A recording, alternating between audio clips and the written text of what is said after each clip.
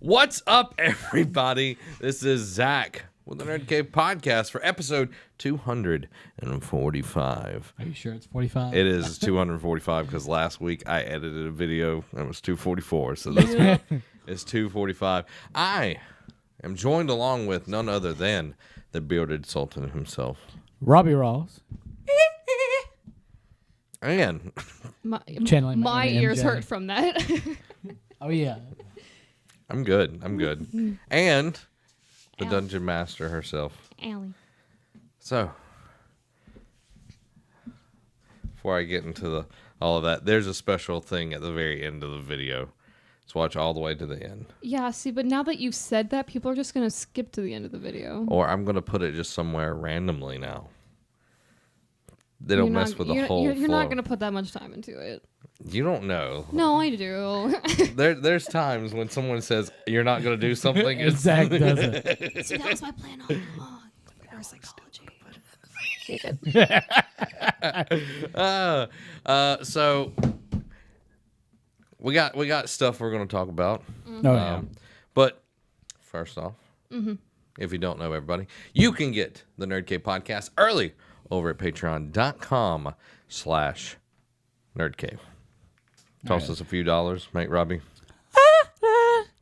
I'm going to take these off. I was going to say, I'm so sorry for everybody listening to this. You can't do this with me. You can't have headphones on while I'm on the I can't have headphones The on. only way you can do that is if we're all wearing headphones, so then that way he can't blast his own ears out. Yes, that's what I should do. So we got that. You can also check out Nerd Caves and Dragons, which episode 2 and 3 currently in early access over there. On Patreon. Episode 2 will come out Monday for everybody. 3 will still be in Early access. Okay, we're trying to make up some time. Yeah. And we're Blame my recording laptop. today with more Nerd Caves and Dragons. So it's going to be very, very fun. We'll do probably 4 and 5 today. So it's Better going to be be doing 4 and 5 today. It's going to be awesome. You can go check that out there. You can get Nerd Caves and Dragons for $1. Oh, yeah. It's a week or multiple weeks early for the $1 and everything. So Again, I apologize. check all of that out. Support us there. It helps keep the lights on. It helps make everything possible. We'll be drawing our raffle stuff. We've been trying to get everything off the ground with all the new changes and everything. So if you did win one of our raffles, you will be getting it. Yeah. We haven't picked the raffles yet, but we'll pick them and we'll send them out. Yeah. This month we'll do January, February, March. You gotta lie and say we do have it. We just have some logistics to work through. You lied. We have the prizes. Yeah, but you should have said we've chosen it. Yeah, but then it would be like, why didn't I get notified? Then you say that like that's exactly logistics, red tape. We don't lie in the Nerd Cave. Yeah, We're honesty real. is the best policy. We let you know what's going on. We're not full of corporate bullcrap. Yeah. Just saying. I mean, I'm not either. But if the evil mouse overlord ever came to me and was like, "Hey, if we pay you to do this, will you do this?" I'd be like, "Yes, of course." How fast do I need to sell my soul? You also support microtransactions. So. Cosmetic microtransactions. I believe it was Nick Caputo who said that I hit it on the head. They'll never go away. Sorry, Zach. But you look at PlayStation, their first party games. Zach, why are you talking about video games? This isn't a video game podcast. Well, we're going to talk about some stuff video games wise. But before we do that, let's talk about Robbie's interesting work experience this week. Violence in the workplace. Okay. So it was Wednesday. Yeah, just like recorded. It's Wednesday, my dudes, as someone once said. All right. So Wednesday. I'm over here at my desk, minding my own business. Not here. Not here. At work. My work desk. Yeah. Plot twist. In my office. And so, Rory, he's a Work friend. work friend. He comes in and he's like, hey, there's a guy coming in that wants to open up an account. He's really sketchy. I don't feel comfortable any of the girls taking him. I was like, will you take him? I'm like, yeah, man. I was like, I'm everybody's friend. Huh? Then the dude came in. And I was like, oh, and I felt bad. I was like, you know what? I'm gonna give this guy a chance. He Yeah, came not in. judging him by his, Yeah, I mean, he his came rapper.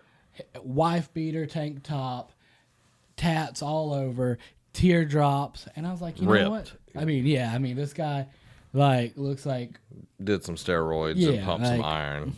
He's getting his gains. Yeah, oh, definitely. He's not missing out on leg day or arm day. So, but I'm like, you know what? This could be the nicest man in the world. I'm gonna give him a chance. So, start asking him questions. Not prying questions, just typical casual day. And every time somebody would come in, he'd be like, "Look," I'm like, okay. I don't care if it's grandma or grandpa. That's a red flag. Mm-hmm. Well, he's like super finicky, like playing with his hand. I'm like, okay. I was like, and he has like these. Looks like he's kind of tweaking out a little bit. Yeah. So I'm like, all right, I'm seeing some red flags. Mm-hmm. And then he asks 2 questions you never ask anybody in a bank. Oh, no. You never ask these questions. First, hey man, do y'all have any security cameras in here? Oh, God. I mean, come on, man. If you're gonna do it, at least be more discreet. I was like, yeah, man. I was like, we do have cameras. I was like, you can't see them, but they see you. Like, I'm letting him know that we see you. And he was like, okay, good. Okay. I'm like, okay. And then I was asking him a few more questions. And then he's like, do y'all have a security guard? I'm like, can't disclose that information. And he's like, okay. And then he proceeds to tell me that there was like 4 guys that was wanting to jump him, and I don't know why. So I'm like, okay, great. So your first thought is to run into a bank. So not only are you putting yourself in danger, cornering yourself, everybody else though. Everybody in the bank's in danger. So I'm like, great. More likely. So sorry. I was like, my first thought was, let me email my manager and let them know what's going on. Well, the way my desk is they sit here, I sit here, and my computer sits like right here. So there was no amount of me being able to angle it to where, because the guy was like leaning over my desk, so he could see everything I was typing. So I'm like, all right, I'm not going to type, hey, I have this weird dude, call the cops. So Stranger danger. Stranger danger. So for opening up an account, if your driver's license doesn't match where you live, we have to have address verification. Yeah. So I asked him, I was like, hey, you got something like a bill or, some kind of ID or anything in your vehicle that has your name and your address on it? He's like, I don't know. He's like, let me go out there and check. Well, I went and I let Rory know what was going on. Mm-hmm. Rory goes outside with him. He got the doctor, didn't he? The doctor? Rory. Oh, Rory. God, no. Oh, timey-wimey. No. So after I told Rory, he was, I guess, trying to do a good thing, but he goes outside with this dude. Because he thought he was leaving. He didn't know he was coming back in, so he was trying to get the guy's license plate. Yeah. But so I went and told my manager, and so she calls the cops, and she was like, just take him back into your office, act like everything's normal. So I'm like, okay, take him back into my office. We're going through, and I go to do the last thing that lets me know whether or not we can open up an account for him or not. Well, it pops up denied, so I'm like, okay. So, and then the cops come, and my office is a little bit smaller than the studio room we're in. So think about me, my desk, Bless you. steroids dude, and 3 cops. I thought it was 4. Well, the third one was outside, so I'm not really counting him because he was outside my door. Yeah. But 3 cops were huddled around me. Yeah. And did you feel safe? I did not. Yeah. Okay. That many guns That's and a stuff. tweaked out dude at my desk. Yeah, that could he would make Hulk Hogan look small. No, he's not that big. Oh, okay. Like the dude I was trying to fluff the character up. Well, he is about 6 foot, but he was his muscles weren't as big as Hulk Hogan. no. Okay. But like, I mean, he was needs to still pump more iron, he then. still would have been hard to take down just me. Well, they start asking him questions and everything like that. Well, they see that homeboy has a knife. They're like, do you have any other weapons? And he was like, no. And he goes to reach for the knife, and they're like, don't reach for it. And as they say, don't reach for it, he pulls the knife out. Not angrily, but like getting ready to attack somebody. But then I see all three of the cops is like instinct. They go, their training kicks in. Oh, yeah. They pull back, and I sit back in my chair, and I'm like, I'm about to have a shootout at my desk. I was like, what do I do?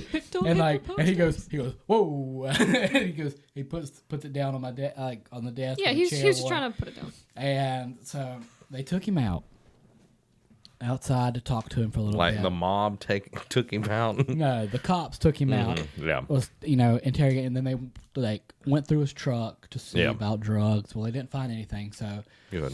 The cops are talking to my manager while the dude comes in and finishes trying to open up the account. So after all that, I had to PR spin it and be like, hey, man, I didn't call the cops on you. I called the cops for your protection and the bank's protection. Yeah, because he said that. Based off of what you told me with those four guys, I was like, I don't want any of us getting hurt over something stupid that someone else is doing. Like, I made it think. Like, it's them. What if he's a viewer? I was just about to say, what if he's watching this right now? Like, what if he comes in and be like, Robert Rawls? Well, he knows exactly who I am. I know he knows. Let me finish. So after I tell this gentleman that we cannot open him up an account, he owes other institutions money. He's like, okay. I was like, clear it up with this institution, and then if you are still wanting to, we can go through with opening up the account. I just need some kind of proof that you paid it off. He's like, okay. And typically at that point, I'm getting ready to hand out one of my business cards. But I was like, no. I was like, I don't feel comfortable with this. And I'm like, all right, man. I was like, I appreciate you stopping by. Like I said, sorry about the whole craziness, and I hope, everything's okay. And like, those guys don't mess with you anymore. And he's like, appreciate it. And I'm leading him, ushering him out. And he's like, oh, wait. And he picks up my card. He goes, Robert? I was like, yeah, that's me. No, my name is Rory. So he's like, okay. And then he leaves. And I went and told Teresa and the four cops that were standing there. I was like, yep. Just had to deny him the account. So, he went home, got my card, pinned it on his wall. He's like, I'm coming for him. So that was my interesting. Or he's like, you know what? This guy, he was being so nice to me. He even called the cops to help me. Like, what a nice guy. And maybe he's going to buy you flowers. And then I told my boss, I was like, can I go home for like mental stress in the workplace? And she was like, get back to work. Yes. So I tried to spin it in my favor. You did just have 3 cops almost pull their guns in your office. So, you're fine. You're fine. I mean, and then the next person I had was telling me about her priors and how she was addicted to pills. Man, that's somebody you want to give a loan. She was opening up an account. She was able to open one up. So, apparently everything's, good. And I was telling her, second chances are a great thing. And I was like, you just got to use it. Because I have a lot of, ex-cons or people with priors coming in. And for some reason, they all end up in my office. Oh, you're a friendly face. And I always tell them, I'm like, second chances, they're not given out often. I was like, but when you given one, you got to take it. Use it the right way. And so I told my boss, I was like, yeah, that next lady she was a felon too. She's like, we got to come up with a nickname for you. I was like, I know. I'm thinking about just having Warden Rawls. I told her, I was like, I need That's to have hard to say, by the way. Warden Rawls. I told her I'm going to have Folsom Prison Blues just playing on a loop in my office. That's so terrible. But yeah, interesting week for me. I hope for the next couple of weeks it's nice and chill, so I don't have to hopefully so deal with any more stress for a little bit. Allie, how was your week? I spent most of it playing piano. Piano? Yep. So what are you playing? See if I can remember. One is the Scriabin Prelude in A minor, except it modulates keys like a whole bunch. It's very dissonant. It's very, very pretty. The other one is it's very dissonant. It's very it's like it sounds really weird, but it's like one of the most gorgeous pieces I've ever heard. Yeah. But when you say dissonant, I'm just it's like what? Those two shouldn't go together, but they do. And the other one, it's a Haydn the first movement of a Haydn sonata. What is it? It's Like a Hyundai? it's like the Hobe, like Bogan or something. XV1, or Opus 23. XV1 something 23. But it's very long. It's 6 pages. First fun. 2 pages repeat, and then the last 4 pages repeat. But I got them all memorized. I'm playing them. And then my professor was like, all right, we're gonna because originally the tempo it was 100 to the 8th, which is because it's really fast. Yeah. Because it's technically written in 2/4, but I'm counting it in 4/4 because I love myself. It's in 2/2 or 4/4. You said 2/4, so. I take it back. It's probably in 2/2. I don't Okay, remember. so cut time. Yes, but I'm counting it in 4 because It's ridiculous. I used to hate cut time. It's just counting in 4, whatever.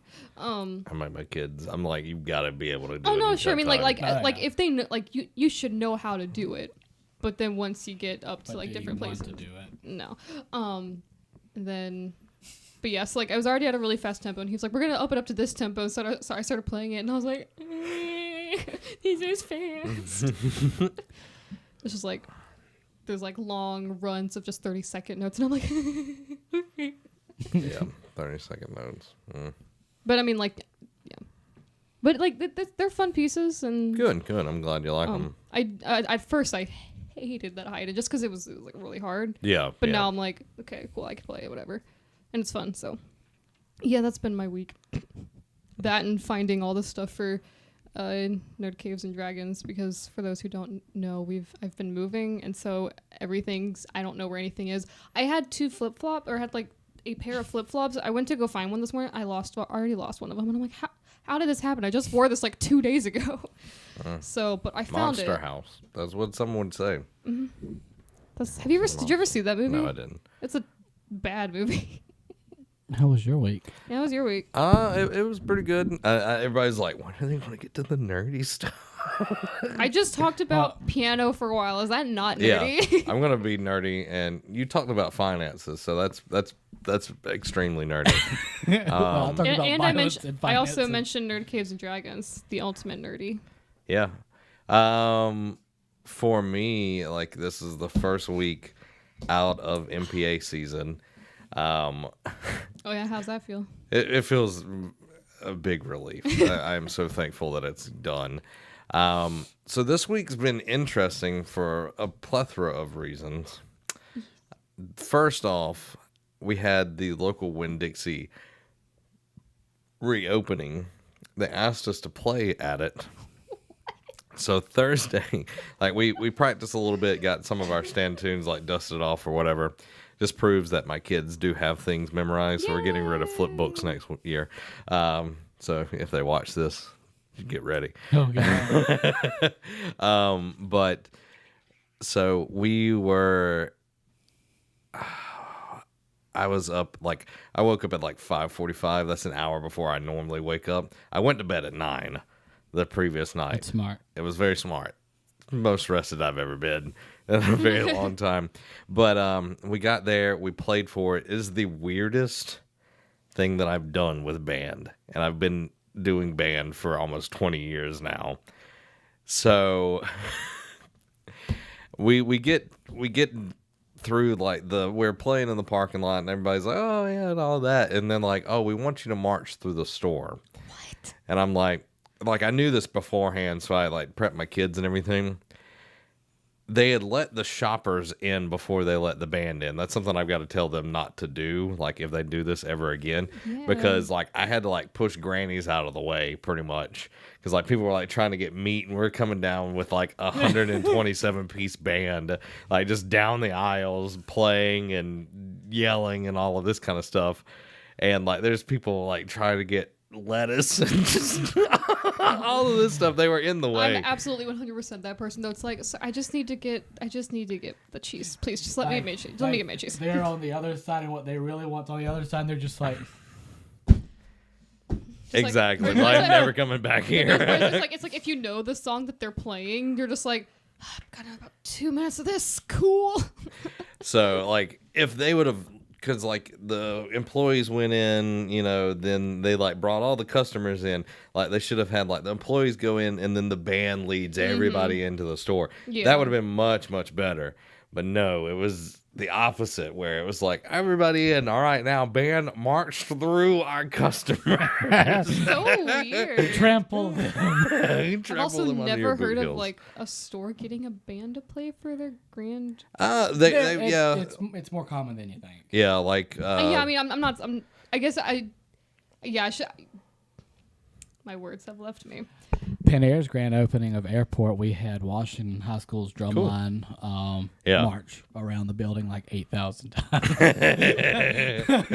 Yeah, Gulf Breeze, before I got there, when they opened the Chick-fil-A here, they played for it, and then they got free Chick-fil-A. And I'm just like, see, my band is steeped in the Chick-fil-A tradition. A lot of my kids work there, but we thankfully got a $2,000 check for that. So that definitely was a nice little thing on that. Show.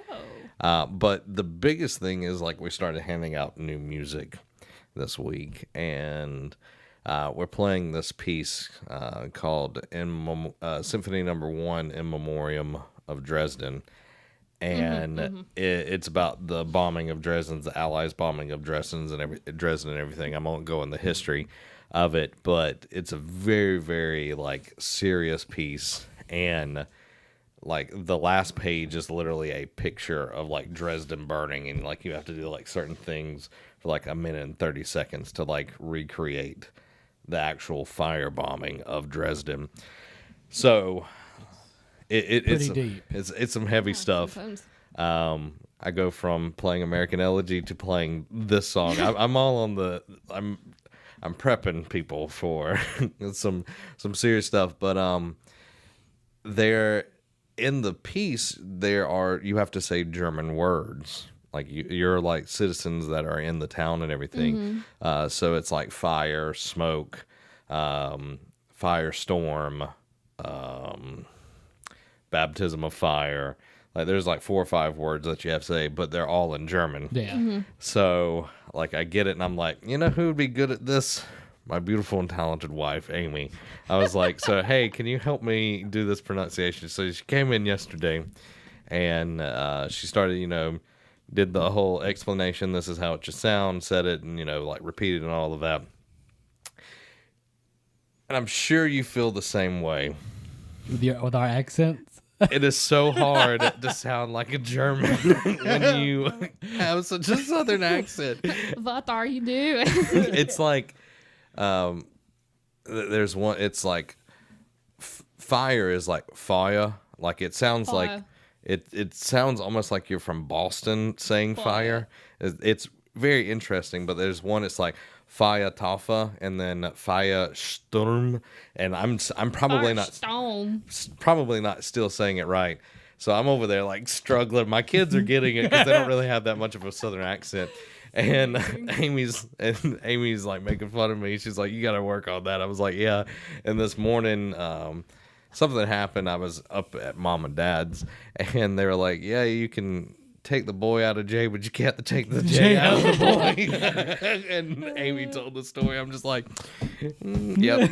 That was really funny. Trust me, I know what you mean. Yeah, but I'm looking forward to playing that one. So that's going to be a very interesting thing. But that was pretty much. Yeah, if I talk, no, that was weird.